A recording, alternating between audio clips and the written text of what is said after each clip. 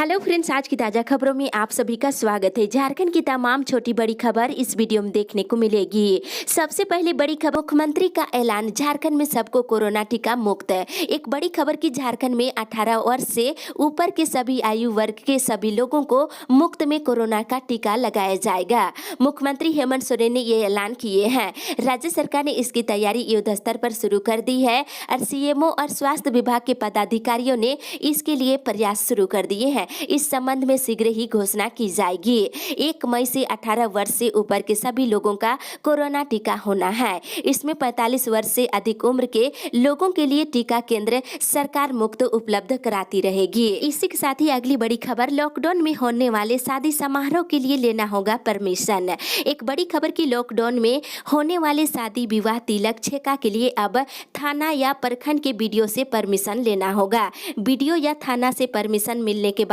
आप शादी विवाह तिलक छेका संपन्न कर सकते हैं। वहीं शादी में 50 लोगों को शामिल होने की अनुमति दी गई है। साथ ही इधर बताते चले कि सुबह के 6 बजे से रात के 10 बजे तक चेक पॉइंट पर रहेगी पुलिस की तैनाती।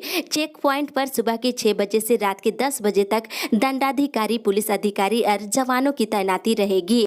वहीं दूसरे जिले जाने के लिए आपको पास की जरूरत नहीं है। बेवजह जाने पर आप पर कार्रवाई की जा सकती है। वहीं ऑटो चालक संघ ने बताया है कि 29 तक शहर में चलने वाले ऑटो कम होंगे। वहीं बस में प्रवेश के लिए और निकासी के लिए अलग अलग दरवाजा होगा। बसों का परिवहन परमिट में तय रूट पर चलाई जाएगी। परमिट में जहां बस का स्टॉपेज है वहीं बस रुकेगी। जहां तहां बस रोककर यात्रियों को बैठाने की पूरी तरह से रोक लगाई गई है। बस में प्रवेश और निकासी के लिए अलग अलग दरवाजा होगा।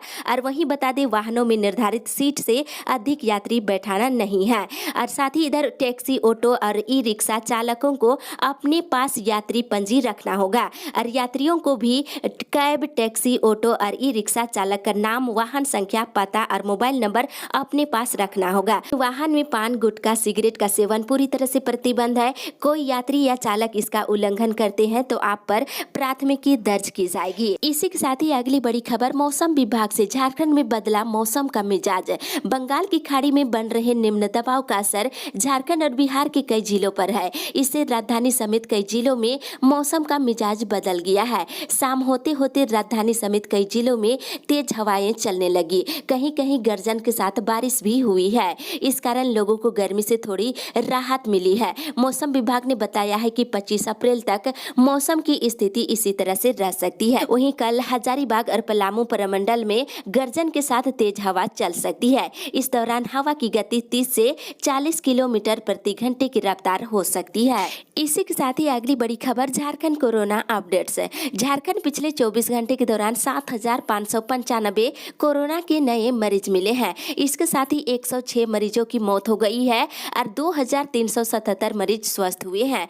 मिले मरीजों में से बोकारो से 432, चतरा से 167, देवघर से 495, धनबाद से 138, दुमका से 150, पूर्वी सिंहभूम से 729, गढ़वा से 54, गिरिडीह से 77, गोड्डा से 83, गुमला से 306, हजारीबाग से 1065, जामताड़ा से 157, खुट्टी से 128, कोडरमा से 451, लातेहार से 108, लोहरदगा से 94, पाकुड़ से 7, पलामू से 407, रामगढ़ से 542, रांची से 1467, साहिबगंज से 168, सरायकेला से 154, सिमडेगा से 118 और पश्चिमी सिंहभूम जिले से 134 नए मरीज मिले हैं। इसके साथ ही राज्य में मरीजों की संख्या बढ़कर के 1,77,356 हो गई है। वहीं देश में पिछले 24 घंटे के दौरान 3,14,835 नए मरीज मिले हैं और वहीं 2,104 लोगों की मौत हो गई है। इसी के साथ ही अगली बड़ी खबर, मुख्यमंत्री ने झारखंड वासियों से की अपील, नियमों का पालन कर सफल बनाए स्वास्थ्य सुरक्षा सप्ताह। एक बड़ी खबर की झारखंड के मुख्यमंत्री हेमंत सोरेन ने राज्यवासियों से स्वास्थ्य सुरक्षा सप्ताह को सफल बनाने का अपील किए हैं। उन्होंने आज जारी संदेश में कहा है कि राज्यवासियों के दृढ़ संकल्प और संवेदनशीलता के साथ ही हम कोरोना के विकट संक्रमण को दूर कर सकते हैं। सभी लोग सुरक्षित रहे और कोरोना के संक्रमण की रफ्तार को हम कम कर सके, इसके लिए राज्य में स्वास्थ्य सुरक्षा सप्ताह शुरू किया गया है और सभी से अपील की है कि बेवजह घरों से नहीं निकले। इसी के साथ ही अगली बड़ी खबर, पारा शिक्षकों को मजिस्ट्रेट पद पर हो रही प्रतिनियुक्ति, 50 लाख का हो बीमा। एक बड़ी खबर की पारा शिक्षकों की अस्पताल और कोविड सेंटरों में मजिस्ट्रेट मजिस्ट्रेट पद पर प्रतिनियुक्ति की जा रही है। इस पर एकीकृत पारा शिक्षक संघर्ष मोर्चा के जिला अध्यक्ष मोहम्मद शकील ने कहा है कि ड्यूटी पर प्रतिनियुक्त करने से पहले पारा शिक्षकों का 50 लाख रुपए का बीमा कराया जाए, क्योंकि उन्हें मानदेय काफी कम मिलता है। इतने पैसे में कोरोना से संक्रमित होने की स्थिति में इलाज करना संभव नहीं है। वहीं दूसरी ओर अनुबंध शिक्षकों ने की मुआवजे की मांग। झारखंड सहायक प्राध्यापक अनुबंध संघ ने राज्य सरकार और विश्वविद्यालय प्रशासन के प्रति रोष जताए हैं। रांची विश्वविद्यालय में कार्यरत घंटी आधारित अनुबंध सहायक प्राध्यापकों को 1 साल से और कोल्हान विश्वविद्यालय में 6 महीने से मानदेय का भुगतान नहीं हुआ है।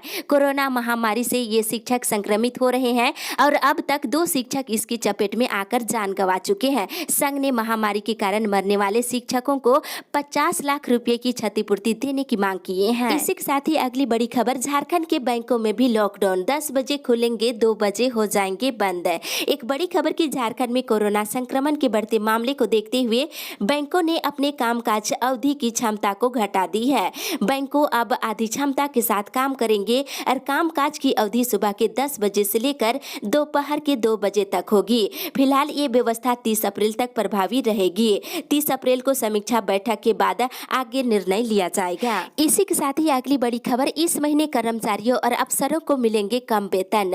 रेलवे में काम करने वाले कर्मचारियों को मिलने वाली तनख्वाह में से इस महीने 100 रुपये कम मिलेगी। इतना ही नहीं, रेलवे के अफसरों के अकाउंट में भी 500 से लेकर 1500 रुपये कम पहुंचेंगे। घबराने की जरूरत नहीं है। रेलवे कर्मचारी और अधिकारियों की तनख्वाह कटौती की कोई योजना नहीं है, बल्कि कोरोना के लिए आपातकालीन फंड इकट्ठा करने के लिए पूर्वी मध्य रेलवे मुख्यालय ने यह निर्णय लिया है। ये कटौती अप्रैल महीने के वेतन से की जाएगी। इसको लेकर रेलवे ने आदेश जारी कर दिए हैं। साथ ही अगली बड़ी खबर, 55 साल के पुलिस कर्मियों को कोरोना ड्यूटी नहीं। एक बड़ी खबर की झारखंड में कोरोना संक्रमण के दौरान पुलिस कर्मियों से ड्यूटी लेने को लेकर नया आदेश जारी हुआ है। पुलिस मुख्यालय ने सभी जिलों के एसपी को आदेश दिया है कि 55 साल से अधिक उम्र के पुलिस कर्मियों को कोरोना ड्यूटी में ना लगाया जाए। वहीं दूसरी ओर रांची में कोरोना संक्रमण दिनों दिन बढ़ती जा रही है। इससे निपटने के लिए रांची पुलिस ने नई योजना तैयार किए हैं। इसके तहत 40 साल से कम उम्र के पुलिसकर्मियों को कोरोना संक्रमित इलाकों में तैनात किया जाएगा। इसी के साथ ही अगली बड़ी खबर, सचिवालय कर्मियों ने अवकाश लिए वापस।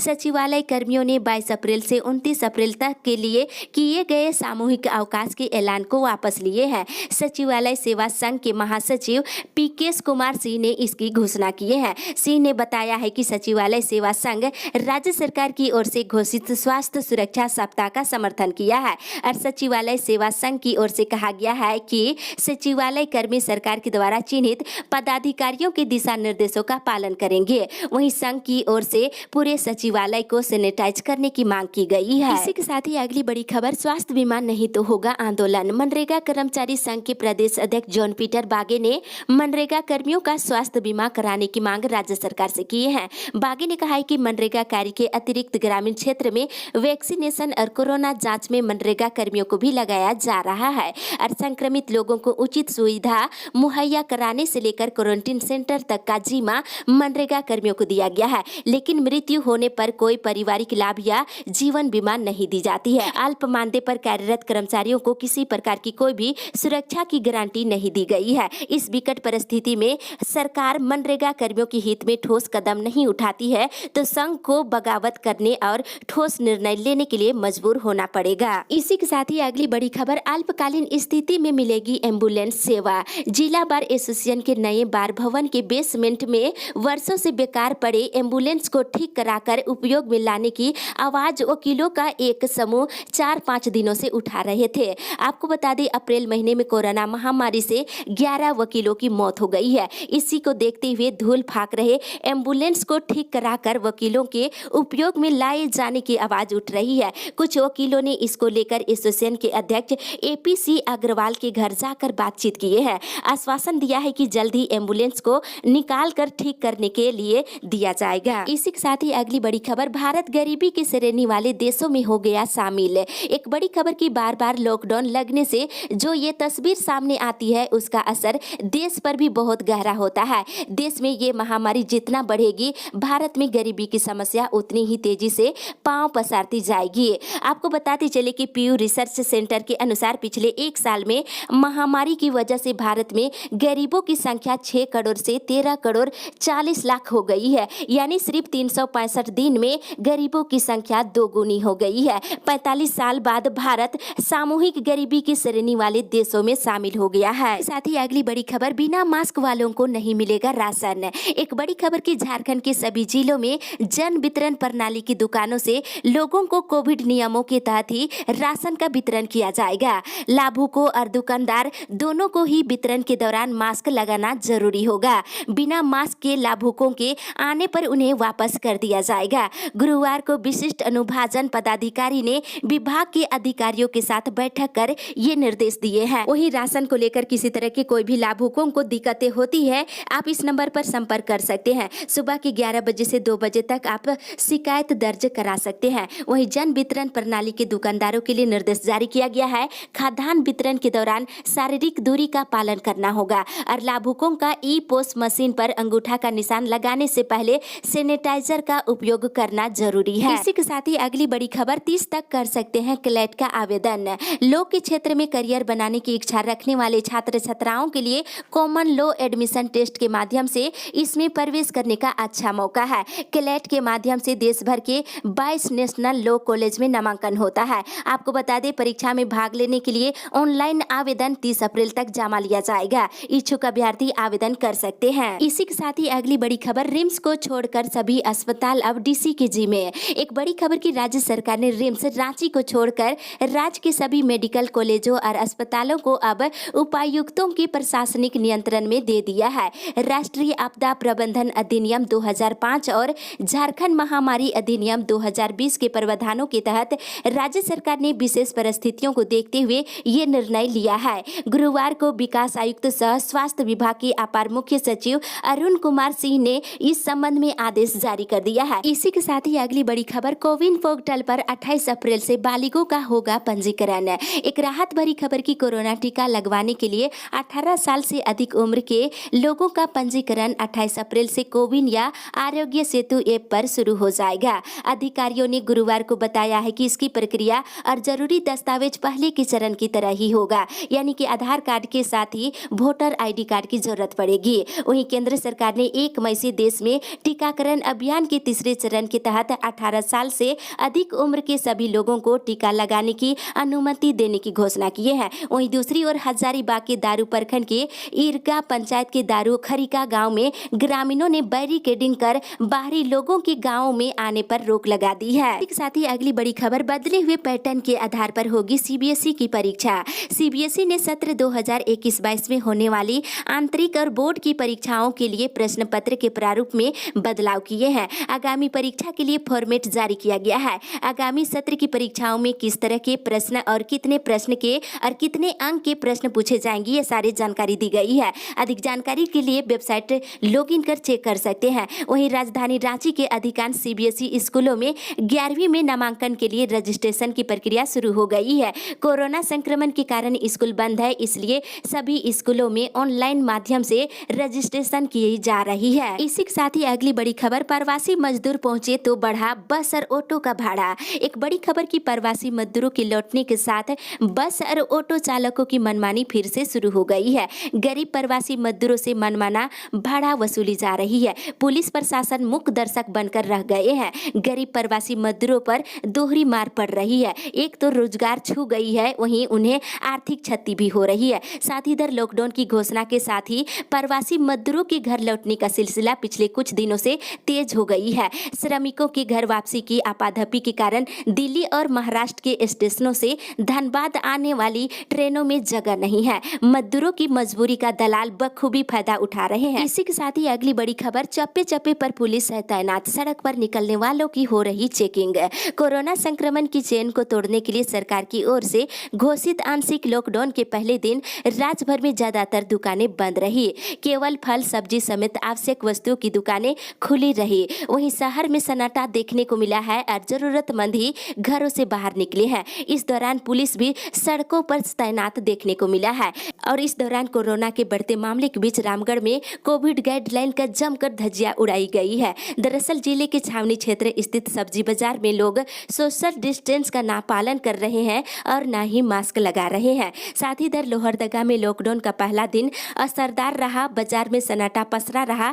सड़क पर भी काफी कम वाहन नजर आए हैं। जो लोग अनावश्यक रूप से घूमते नजर आए हैं उन्हें जमकर फटकार लगाई गई है। वहीं गढ़वा में लॉकडाउन के नियमों की धज्जियां उड़ाई गई है। बाजार में काफी भीड़ रही। इधर धनबाद में पुलिसों के द्वारा बाजारों में फ्लैग मार्च निकाला गया। अनावश्यक रूप से खुली दुकानों को पुलिस ने बंद कराया और लोगों को कोरोना संक्रमण से बचने के लिए जारी गाइडलाइन का अनुपालन करने का अपील किए हैं। साथ ही इधर बोकारो थर्मल थाना प्रभारी रविंद्र कुमार सिंह के नेतृत्व में पुलिस ने मास्क चेकिंग अभियान चलाया। इस दौरान अधिकतर लोगों ने मास्क नहीं लगाया था। इस पर कार्रवाई की गई है। साथ ही इधर चाईबासा जिले में कुछ दुकानों को छोड़कर लगभग सभी दुकानें बंद रही। वहीं साहेबगंज में सभी थाना क्षेत्र के अंतर्गत चौक चौराहों पर पुलिस बल सहित मजिस्ट्रेट की तैनाती की गई थी। आते जाते लोगों के साथ सख्ती से पुलिस पूछताछ करते नजर आए हैं। वहीं सिमडेगा में पहले दिन सड़कों पर सन्नाटा पसरा रहा। वहीं लातेहार जिले में हाट लगाने पर रोक लगाई गई है,